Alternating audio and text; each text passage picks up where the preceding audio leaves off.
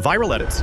Everyone thinks you need After Effects, but what if I told you you don't? You can achieve the same high-end look without the cost. Today, I'm recreating a stunning Reels video using DaVinci Resolve. And the best part? You can do it with the free version. Inspired by Voltmemez, this tutorial will prove that creativity isn't about the tools, it's about how you use them. Let's get started. Right-click in the Media pool and select Create New Timeline. Once the timeline appears, uncheck Use Project Settings and switch to the Format options to enable Use Vertical Resolution. Now, move over to the Effects tab where we add a Fusion composition.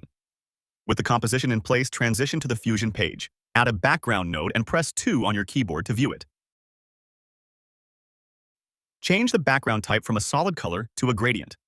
Select Radial over Linear to create a more natural, circular transition of colors. Adjust the center point so that it lies exactly at the midpoint of the canvas. Choose a bright green for the inner area and a darker green for the edges. This contrast not only provides depth but also adheres to color theory principles, ensuring visual harmony. Use Ctrl+Space to search and add a grid node. Press 2 again to see the grid overlay on your background. In the inspector, set the major line spacing to 0, modify the column cell value to around 11, and the row cell value to roughly 16. To create soft transitions, add an ellipse mask and connect it to the grid's mask input. Adjust the mask's size and increase the softness slider to smooth out the grid lines.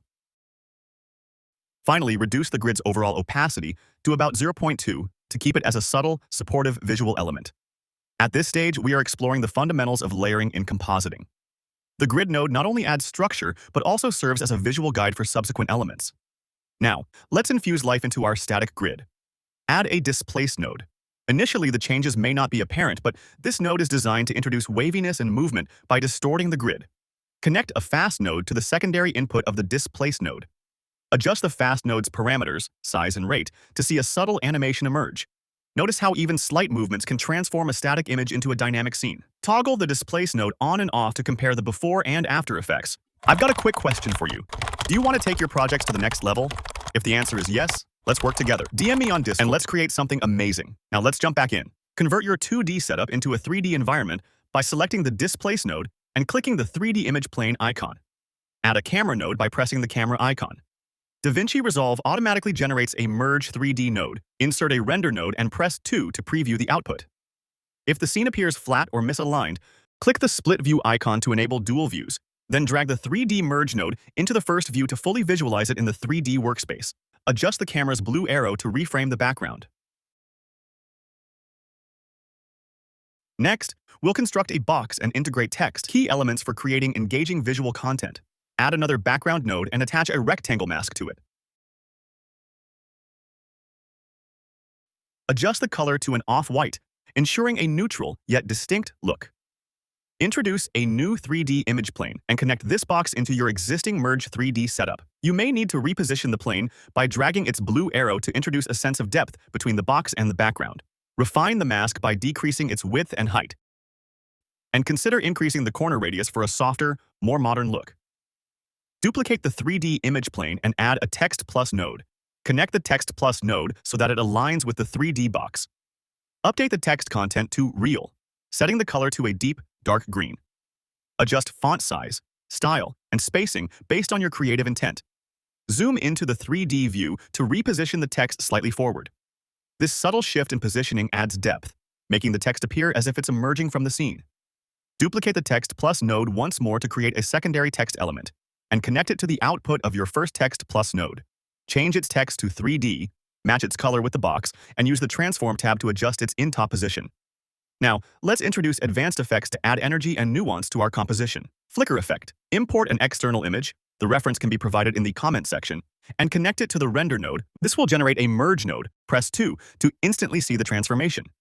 Now, take control by selecting the merge node and switching its mode to screen for a seamless blend that elevates your composition. Fine-tune your composition by precisely adjusting the size and positioning to achieve the perfect look. Use a color corrector node to fine-tune the hue and saturation, ensuring that the flicker effect integrates seamlessly with the background. Apply a Gaussian blur to soften the flicker. Then, let's bring this to life with animation. Select your merge node and set a keyframe at the first frame with an opacity of 1. And by the third frame, decrease it to between 0.8 and 0.9. Open the spline editor, select all keyframes, Ctrl+A, and smooth them.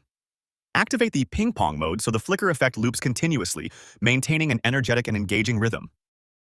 Now, let's create the movement animation. Select your camera node and search for a Transform 3D node.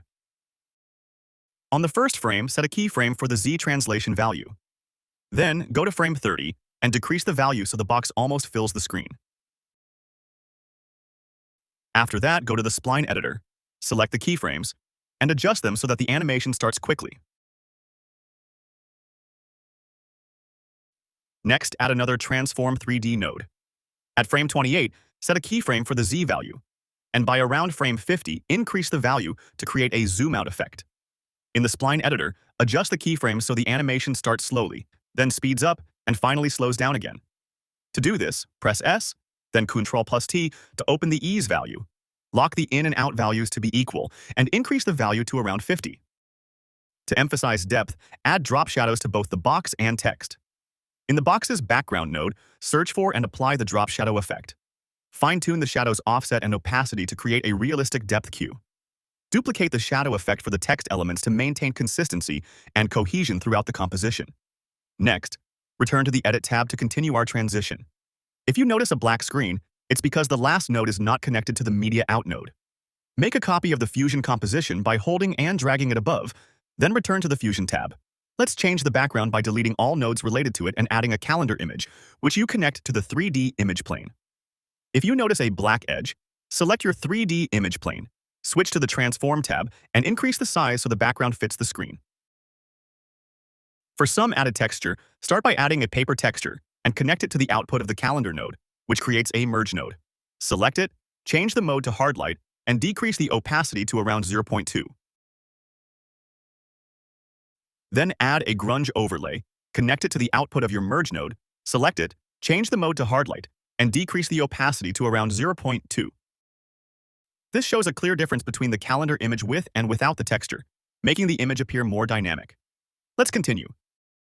Select the box's background node and change its color to dark green. Then change the color of your first text to almost white and update the text, for example, ink. Next, select your second text, change its content to transition. Now, let's transform the text by matching its color seamlessly with the box, creating a bold and cohesive look that enhances the overall design. And use the Transform tab to adjust its Y value so that it sits below the box. Finally, select the color correction node for the flicker effect and decrease the saturation to 0. Now, return to the Edit tab and find the frame where the zoom-in effect begins, around frame 30. Cut the Fusion composition at that frame, drag it to a third timeline view, and place the ink animation between the two Fusion clips. Select the top Fusion composition and change its mode to foreground. Then, select your ink video and change its mode to Luma. The ink transition appears inverted, giving the opposite effect of what we intended, because it starts with white and ends in black. Change the mode to Luma Invert. Finally, you have the animation, but we're not finished yet. Let's add a casual effect to make your edit pop. Drag an adjustment clip onto the timeline.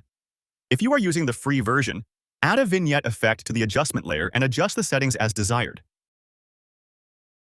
Then add a zoom blur, ensuring you increase the center exclusion to keep the center in focus. And this will shift the focus in your video, making it stand out with a bold, eye-catching impact. For the paid version, I will replace this effect with a prism blur, enhancing the depth and vibrancy of the scene. By fine-tuning its values, I'll create a more dynamic and cinematic look, far surpassing the standard blur effect. Lastly, add another adjustment clip above the clips, and add a shake effect to give your edit an extra dynamic touch. That's it. Subscribe for more tutorials, and let me know in the comments if you want more videos like this. See you in the next video.